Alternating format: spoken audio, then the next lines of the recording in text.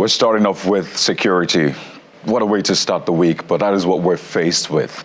Just so we don't lose sight of these challenges, we have joining us on the show, Mr. Agiole Abe, who's retired Commissioner of Police, former Commissioner of Police, Kaduna State, former Commander, Police Mobile Force, Owerri, Imo, and Kaduna State, as well as other caps he has worn and is still wearing. He joins us virtually on the program this morning, as well as Mr. Alfred Ononugbo, Forensic and Criminal Intelligence Specialist, fellow Chartered Institute of Forensic Investigation Professionals, MD Bell Protocol and Security Support Services Limited, is right here with us in our Lagos studio. Good morning, gentlemen. Welcome to the morning brief. Good morning, Kayode, and it's nice being with you today. Absolutely. Let me start with Mr. Abe. While it may be nice to have you gentlemen joining us and, have this conversation, but the conversation itself is not palatable, I must say. We've seen what is playing out in the Northwest, the spate of kidnappings and killings. Journalists are not spared. Judges are not spared. Lecturers not spared. Even the aged, the young, they're not spared as well. And we've seen what's playing out in the Northeast as well, the resurgence in Borno State. We've seen bright spots, I must say, even in those areas, and even in Lagos. I mean, we saw the report of the killings of those suspected kidnappers and, the arms that were gotten from them. It's a mixed bag, but it looks like the negative is outweighing the positive. We're in July 2024, more than 1 year into this government, and at all levels, federal, state, and local. What's your diagnosis, Mr. Abe, of what we're currently grappling with in Nigeria, to begin with? Thank you, Kayode, for having me around. And like you said, honestly, the situation is not what we expect to be. But however, we will look at the current state of kidnapping, particularly in the northern part of this country, and the kidnap of the journalists in particular. Kidnappers or terrorists, they have one common thing in mind: to instill fear in the public. And I think the kidnap of the journalists was done with purpose, because they know there's going to be publicity. They know that the people will get to know about this dastardly act, so they intend to send fear. However, I think we won't, like you said, in recent times, the police have had its successes.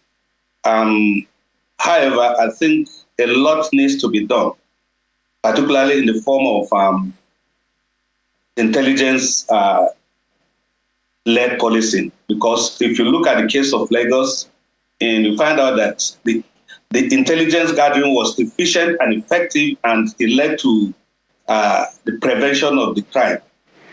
However, I think the police force need to do a lot more than what is happening and to prevent such incidents from happening. The Inspector General of Police have said, and listened to him, that they have acquired some technological assistance in investigation. I think they should put it into use, because such resurgence of insurgency should not be allowed to happen again. It's not too good for this country. Well, it's interesting you mentioned intelligence, and guess what? We have a forensic and criminal intelligence specialist with us in our Lagos studio. So, Mr. Abe, let me come to Mr. Ononugbo on this one, that point you made on intelligence, and maybe we should look at the Lagos model, what happened in Lagos, and sort of try to replicate it and see how we can use that across board. Again, we've seen other agencies like the military, the army, Air Force, and the rest also recording successes. So what happened in Lagos with the police? How do we replicate it, and why does it look like we've not been able to replicate it consistently? So it looks like maybe once in a while that we see the replication of that. So is there a way we can sort of replicate that effectively? Well, thank you very much, Kayode. Let me first appreciate the police for the awesome outcome of the recent incident that took place at Ladipo. is quite commendable. And I'm also using this platform to condole the families of the 2 journalists that were taken away. We share their pains and we pray that they should be released as quickly as possible, God helping us. For the Lagos template, let me borrow the word template here. I think it's a coming together of many factors. The agencies and the people. You see, when there is that cohesion, when people begin to see safety as a collective business, intelligence gathering becomes more efficient. And I think it contributed or played a major role in what was achieved in nipping the attempt that was made at a target in Ladipo very successfully. How do we replicate this? I think it's a factor of national consciousness. The agencies need to use the Lagos experience to educate the people. There must be certain things that happened that helped the police to succeed. Such things should be noted and communicated. People should be made aware of their roles in fighting crime. And like I'd always shared, crime do not take place in isolation. It comes with collusions, collaborations, and people facilitating crime knows where, when, and how to make contacts and succeed. It's a business, and you don't make success of a business you are not too well grounded on. So I see that to have played out here. So if we are going to talk about replication, even though to me it's too early to begin to clap hands, this is one of very exceptional success we've just recorded in Lagos. We look forward to more. And by the time we begin to gain more ground, we will start learning how we achieve these results and begin to use them to prepare other environments. So one of the things I wanted to take you on is the issue of the confidence of the people which you've mentioned. How much of that has, because people may know what is going on, let's say at the community level, maybe not necessarily urban center, where all of us come from a village where we literally know each other. In cities, you can live in a neighborhood, you don't even know your neighbor because of that isolated, everybody just mind your business kind of situation. So, but people are concerned most of the time about their own safety. If I disclose this information to, say, the agencies and the police, how safe am I? So I would like you to speak to that, because if that is tackled, whether by legislation or by whatever, I think it's going to go a long way. But you are the professional. That's why I'm taking that issue of intel to you before we go to our guest on the Verizon. Well, I think it's a factor of national orientation. You see, people can't function above or below what they are aware of. The agencies must do a lot to bring people up to speed with certain expectations and requirements in intelligence gathering. Ideally, every one of us should be part of providing relevant information to security agencies. Things we see, activities, new people in town, movement of people and, goods and stuff, gives us some tips on what is usual and natural in an environment or community. By the time you begin to see strange activities and movements, new faces, activities that are not common, people missing their way, and they're just asking for the wrong directions, these are signs that a new guy is in town, new movements are being witnessed. And I think the more we see and do of that, we begin to see some alignment. Also, government needs to become transparent with the people. We have a history of Nigerians not believing in the government, even when they are speaking the truth. So we've had that big divide, except we close up on that. And how do we do that? We live in a country where we don't have the office of the citizens. We have individuals who are projected as citizen one, citizen two, instead of the people becoming the citizens and owners of the nation. It's an irony we have not defined and found a solution to. But until that happens, the idea that the safety of everybody, including the big people who have exclusively created security and safety for themselves, because that's what we have right now. So when we begin to see safety for all as our project, as our mandate, that will go a long way to eliminate the lack of cohesion that has been affecting intelligence gathering and also the safety of our communities. Mr. Abe, your take on this particular one, the reason I'm asking is because these criminals, they can have people embedded in the folks. How do we catch them? Yeah, there's no magic to it. It boils down to intelligence gathered by the security agencies. And I think in this regard, a lot have been achieved. Maybe there are no publicity, but I think we have incidents where people within the community provide information to criminals.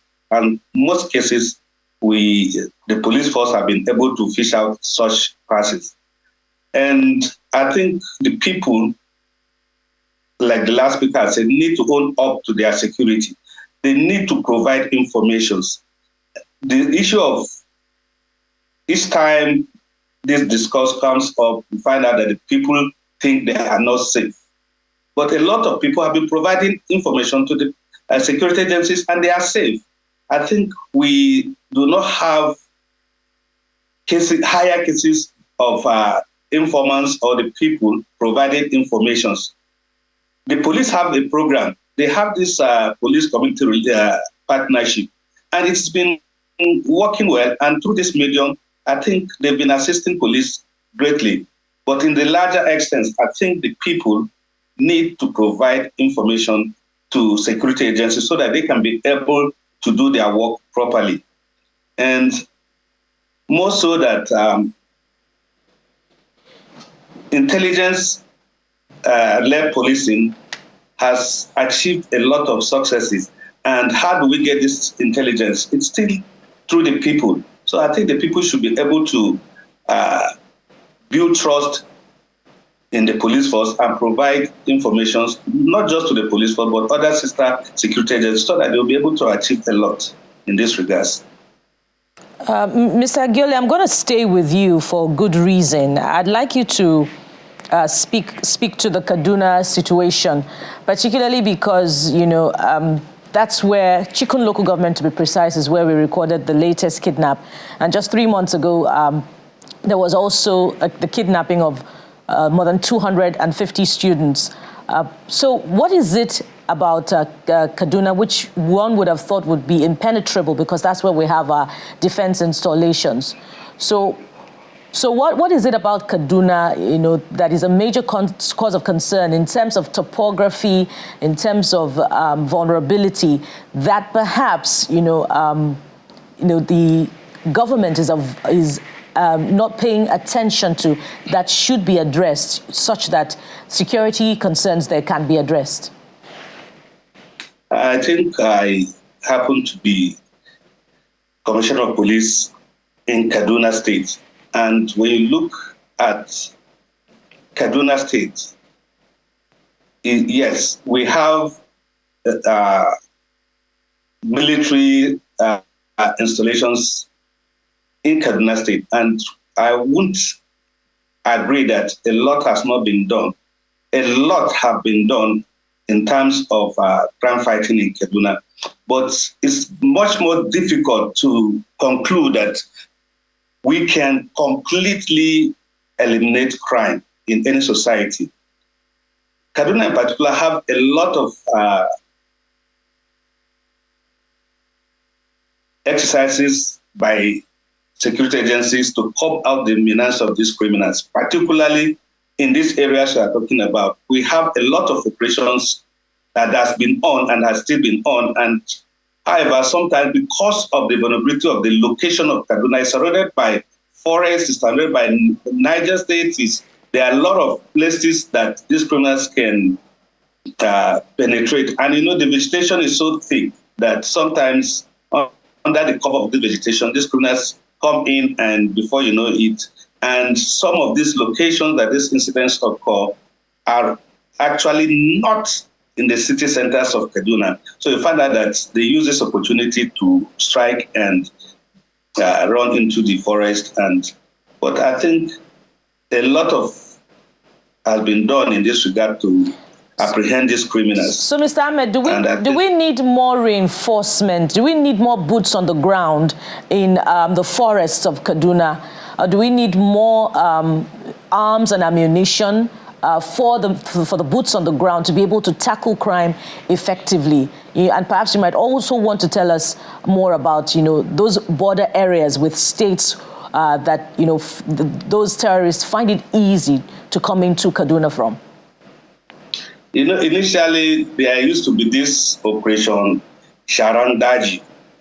I think over time it's weared out. But I think if you put every boot on the ground in that forest, it's so vast that you might not be able. What we need is constant surveillance from the air and intelligence gathering, so that we'll be able to know the movement of these people when they come into Kaduna State. And in most cases, they come at night where it's much more difficult to detect movement, but with intelligence gathering, the villagers can be able to provide information. And then we have to have cognizance drone from time to time, trying to monitor some of these border towns, so that we'll be able to detect the movement of these people. And overall, I think the security agencies need to redouble their efforts to ensure that such incidents do not occur in future. Let me come to Mr. Mononigbo. What color do you have this? Yeah, well, very quickly, let's just look at another area, which is terrorism financing. And, some months back, the federal government released names of about 19, and there were a lot of sordid details inside the revelations of those names that were financing terrorism. I think one name is on trial currently in that space. One would have thought that the revelation of those names would, would provide leads into accounts that are financing terrorism, and we'll have more success stories. But do you see a lot of results in that space, Mr. Honorable? Well, I'm careful when it comes to issues like this. First is that the pattern and the manner sometimes some of these very sensitive security issues are politicized, weakens the efforts of the security agencies at going after these people. These are people, if established that they were financing terrorism, that have a lot of interests, and they are extremely dangerous. Anybody that makes such money and is able to transmit them to locations where they are deployed for terrorist activities should be considered not only dangerous, but a very harmful personality in any society. But the way they are being managed, some of these things shouldn't find their ways to the media and to the press. Yes, the government should make effort to brief the public on what they are doing, how they are going about to stabilize the society and make sure that we have safety and less crimes. But sometimes this information gets to the wrong hands. And by the same vein, we are feeding the terrorists and their sponsors with information on what we are doing and what we are not doing. And by that, you weaken the capacity of the government, and particularly the boots on ground, to effectively engage and neutralize their capacity to inflict pains on us. So there are many other ways that the terrorists have used to finance their activities. I'll just hint you on a couple of them. We have a lot of KK moving around cities, bikes, commercial motorcycle riders. They have their points of transmission. They move funds from family to, from free platforms to people in localities who take the cash and give to these people. There are also bank robberies, there are kidnaps going on because they've kind of mutated into a commercial enterprise. So they generate a lot of funds. Apart from those who are established financiers, they've also developed network. They have used ransom, they've taken communities and placed them on tax. They generate a lot of funds. So these are concerns. And like my brother said, there are lots that will be done and are being done probably. But because the terrain is bad, we don't have enough men on ground. The police cannot boast of enough manpower to sustain this war. The military as well. We are a country of over 200 million people. And the strength of the police and the army are not up to 2 million, if I'm not, playing down on their capacity. Now, how do we engage with this, high figures that we are reeling out everywhere? So the way these people get funds are very succinct. Right. And if it's not studied and, we find ways to curb them, it will be a difficult task for anybody. Even if they put these men on trial, they might have many more people who are even involved, including people in government and even in security services. And you wonder really just how hard it is to get to the heart of it. And that speaks to possible complicity, connivance at the very top. And we've had a former president saying that there might just be in his own, presidential villa in his cabinet, literally. And that shocked a lot of people, but it speaks to just how deep this issue is. But I also want us to speak to something. It looks like there's a connection across board, whether it's obvious or not. So arms and ammunition were, for example, they were intercepted coming into the country from Turkey. One in Rivers State and in Lagos as well. This is not the first time, by the way. We've had it in previous times. And you see hundreds, over 1,000 if you add together the recent one. And then you hear President Bola Tinubu telling ECOWAS leaders that they need to put more funds into protecting the region. In fact, there's something that they are coming up with, the ECOWAS standby force, right? And they say that this is meant to also help in curbing terrorism particularly. So I'd like you to speak to how much of what we're witnessing today in Nigeria, the insecurity, is a regional thing, i.e. our borders not being as secure as they ought to. So there's always that influx. So sometimes people tell you that they don't even know border. They just commit a crime here and move here and go back and forth. So how much of it has a regional angle to it? We'll speak to Mr. Agiole on that one as well. And what is the importance of this possible ECOWAS standby force? Well, the regional effort is commendable. I hope they push it through. But there are factors that are encouraging these breaches. One is poverty. Now, when politicians are coming to power, they promise heaven and earth to the people. And people hear them out, believe them, and try to vote. They manipulate the voting system, and wrong people are put. People who probably are favored candidates of whichever parties or organizations that feel they should win. And then when it comes also to appointing people to serve the people, it's done by patronage for loyalty, not merit and antecedent. These are little remote things that build up to the compromise we see on our border communities because they're extremely poor. They are incapable of making certain decisions for themselves. They can't sustain their own livelihood. They depend on people who come and drop stuff here and there. So when they are confronted by criminals who have clear intentions and the resources, they buy their loyalty. And when they buy their loyalty, they make their society, their communities vulnerable because they do not know the actual intentions of these people buying their loyalty.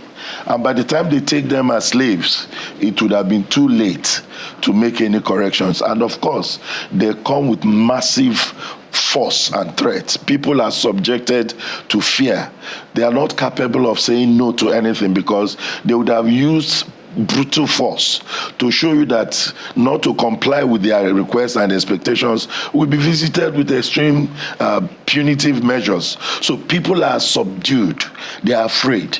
They can't even open up. Some communities are under the control of terrorists. For instance, Goza was once taken by the terrorists, and they hoisted their flag in that community and established an emirate before they were finally repelled by the Nigerian security forces. Now, the fear, the phobia of what happened in the past has not left the people. It's barely 10 years ago, and they're back with 3 ladies, 3 women, detonating IODs on themselves. So these are deterrent measures that these people use. So when we now talk about dealing with this subject, it gives us concern. Can we address the poverty and unemployment levels across the country? Without that, people are desperate. Today we are dealing with all manner of criminalities because people are not sure of where their next meals are coming from. And we have begun to see where wrongs are called right. People make illicit wealth, whether in politics or through Yahoo, or even sending a driver to go and buy petrol at a filling station.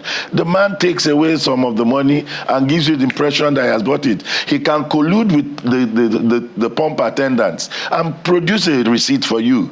There is a receipt generation system over the years in government. Civil servants are not as rich as they present them. So you see people driving cars, living in houses that if you calculate their total salary and benefits through their 35 years of service in government, there's no way they could have such wealth. And we have these people in politics because they must sustain their criminality. So one cheap ground for them to foster their activities is the political terrain. Then they become our leaders. And we expect that they will change overnight. These are some of the problems. If we don't deal with it, the trust, the cohesion, the capacity to fight as one will be a very long dream to come through. I think that question, let's direct that question to Mr. Abe. CP, maybe you can respond to that as well.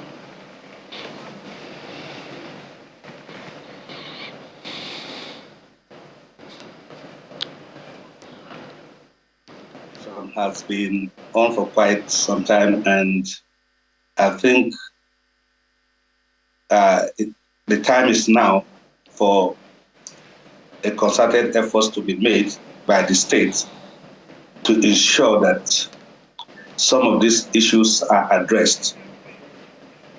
In policing, one of the greatest problems we know that is responsible for all forms of criminality is the issues already enumerated by the last speaker. And I think this boils down to the state doing the proper thing, enacting laws, creating opportunities for this teaming youth to get engaged.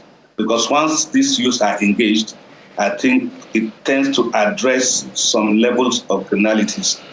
So in essence, we need a state, we need a government that will provide for the needs of the people to be able to discourage them from an idle mind is the devil's workshop, so they say. A lot of these youths are jobless and they're in the streets, honestly looking for ways to which they can make ends meet. And I think when we provide certain opportunities for them, most of these issues will not be completely addressed, but honestly, it will be reduced to the barest minimum. But for now, honestly, the youth are actually jobless, they are angry, and you find out that any opportunity they find, they go into crime. And this is not too good for the nations. Like earlier mentioned, the police force does not have that capacity in terms of its manpower to be able to tackle some of these crimes. That is why I particularly advocate for a kind of intervention through technology.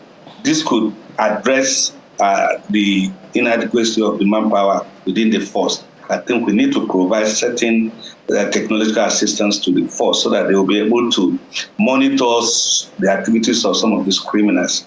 But for now, we have an issue at hand, and it's not too good because the level of criminality, we must admit, is is not in the best interest of this country. Let's speak to what's in the state's capacity, which would be deterrents at the judicial level, and whether or not the handling of these matters by the judiciary demonstrates the magnitude of the consequences of the crime that we see on society, and we could mention the killings. Thousands of people have been killed since 2009, that Nigeria began to deal with insurgency and terrorism. And let me just mention that in April this year, the Federal High Court in Lagos convicted and sentenced 2 businessmen for unlawful importation of 1,570 units of arms. And also in May 2013, a Nigerian court sentenced an alleged member of the Iran Revolutionary Guard to 5 years imprisonment. In fact, the earliest conviction of April this year, the convict was given an option of a paltry 1 million naira fine. So if this is, how, deterrence, this is the only consequence that comes as a result of the judiciary's handling of the matter, is it a strong enough deterrence for those who are importing arms into the country if they can get away with what they're doing? I'm going to start with you in the studio, Mr. When people are not properly sanctioned for their actions, you find out that... Okay, go ahead. When people are not properly sanctioned for their actions, it does not create a conducive atmosphere in a country. Honestly, just in 2 years, or as you said, we just have 2 convictions. That is not too good. People must be held liable for their crimes. And we have a lot of incidences and a lot of people charged to this cause. I think the court must also play its role in ensuring that justice is meted out to these people. Otherwise, it will send a wrong signal to the society. There are a lot of issues that are also pending in court. They also have their own problems like any other agencies have. The issue of enough judges, the prisons have their own issue, oversaturated prisons. You find out that it bogs down back to the state. The government must create every institution, make it efficient and effective so that they can discharge their responsibility properly. Otherwise, we keep having the occurrence of these issues and keep coming up. All right, Mr. Onanubo, a low-hanging fruit, according to the president's promise in his mandate, the agenda he came with in terms of manifesto, is the issue of police reform. And reforming the police, he said, is going to ensure that VIPs or police that are attached to the VIPs are removed, and then NSCDC can do all of that work. That's a low-hanging fruit. My question is, why is that so hard to do after a year, so that our policemen can focus on what they're supposed to do? Well, it's like asking why we cannot eliminate mechanics and replace them with engineers. Our society have come to create something that we're living with. One of which is, for instance, when Mr. Abe was talking, the criminal justice administration system. We draw these people from the same society. It's like taking poisoned fish out of the poison pool because the pool is poisoned. These law officers live in the same society. They have a fixed salary. They are buying fuel above their income. They are running generators. They have to ride cars. They are driving in cars that are over in excess of their direct revenue from their jobs. So when you put this together, and the man sits at the bench adjudicating over matters, his lifestyle does not match the profile of the job he's doing. And that affects us generally. So when we now look at the society and look at the expectations of the society, right, the challenge is, what have we put in place in order to be able to achieve our dream? Do we have the moral balance? Do we have the patriotic zeal? Do we have the discipline to you know, there are societies where you give a public officer graft or, you know, tips, and he will decline politely. And arrest you. And arrest you because it's unethical. Right. There are certain values that make society succeed. And I believe strongly, until we're able to do that, if Mr. President is telling us that he will provide certain things and drive, you see, if you destroy the foundation, the building cannot stand. There's a foundation. Right. People cannot just from nowhere Okay, I get it. believe you and run with it. So we must lead by example. They should cut down, for instance, the cost of running the government. There you go. Politicians should be able to take down, they are taking furniture allowances when lecturers cannot even buy books, and you know, we have empty labs, hospitals have no drugs, and we are battling with how much politicians take home across board, whether it's local government, state levels, or at the federal. The politicians are eating us silly. They have, you know, impoverished the country. We need these resources to build the system so everybody gets something. Well, something to really ponder on and act on it, absolutely. But you've touched quite a number of things, but we have to anchor at this point. We have to thank you so much, Mr. Alfred Oronugbo, Forensic and Criminal Intelligence Specialist, MD Bell Protocol and Security Support Services Limited, joins us right here in our studio, as well as former Commissioner of Police, Kaduna State, former Commander, Police Mobile Force, Owerri Imo, Kaduna State, Mr. Giole Abe. I'd like to thank you as well for your time on the show.